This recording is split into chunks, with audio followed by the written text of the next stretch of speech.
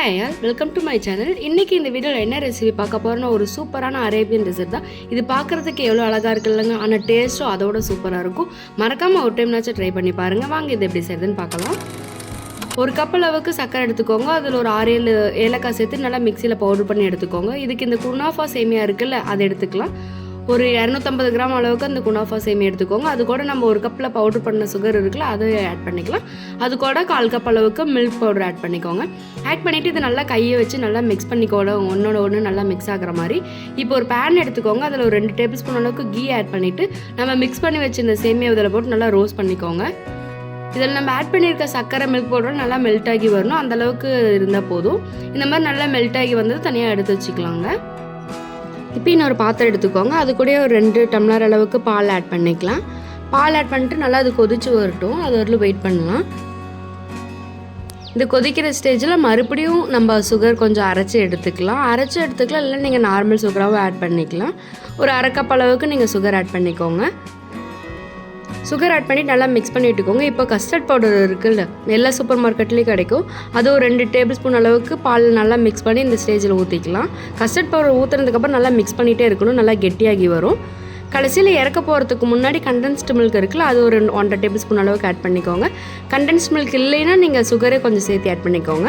இப்போ இன்னொரு பேன் எடுத்துக்கலாம். அதில் கீ கொஞ்சம் விட்டு நான் நட்ஸ் எல்லாம் நல்லா பொரித்து எடுத்துக்கிறேன். நான் இந்த டைம் பாதாம் தான் எடுத்துருக்கேன். உங்களுக்கு என்னென்ன நட்ஸ் வேணுமோ இந்த மாதிரி பொரித்து எடுத்துக்கோங்க.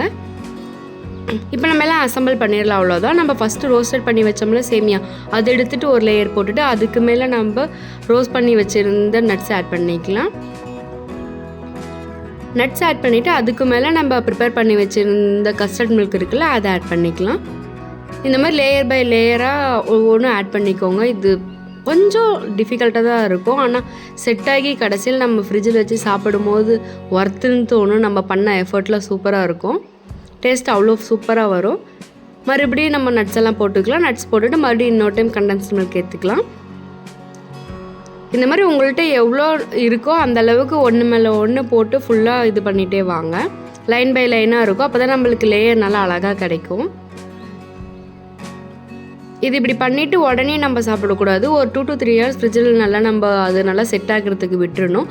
அதுக்கப்புறமேட்டு நம்ம எடுத்து சாப்பிட்டோம்னா சூப்பராக இருக்கும். அவ்வளோதான். இந்த மாதிரி 1 by 1 நீங்கள் ஆட் பண்ணிக்கோங்க. இது வரைக்கும் நீங்கள் நம்ம சேனலை சப்ஸ்கிரைப் பண்ணலாம், மறக்காமல் சப்ஸ்கிரைப் பண்ணிக்கோங்க. அப்படியே பக்கத்தில் இருக்க வீடியோ பெல் ஐக்கானையும் கிளிக் பண்ணிக்கோங்க. அப்போ தான் நம்ம போகிற எல்லா வீடியோஸும் உங்களுக்கு வந்து சேரும். இப்போ பார்த்தீங்களா சைடில் எவ்வளோ அழகாக லேயர் பை லேயராக தெரியுது. மறக்காமல் நீங்கள் இந்த ரெசிபி ட்ரை பண்ணி பாருங்கள். ட்ரை பண்ணி பார்த்துட்டு எப்படி இருக்குன்னு கமெண்ட் பண்ணுங்கள். இப்போ ஃப்ரிட்ஜில் ஒரு 3 hours வச்சு நான் செட் பண்ணி எடுத்துகிட்டு வந்திருக்கேன். இப்போ பாருங்கள் லேயர் எவ்வளோ அழகழகாக வரும்னு. மறக்காமல் நீங்கள் இந்த ரெசிபி ட்ரை பண்ணி பாருங்கள். ட்ரை பண்ணி பார்த்துட்டு எப்படி இருக்குன்னு கமெண்ட் பண்ணுங்கள். தேங்க்ஸ் ஃபார் வாட்சிங். டாடா, பை.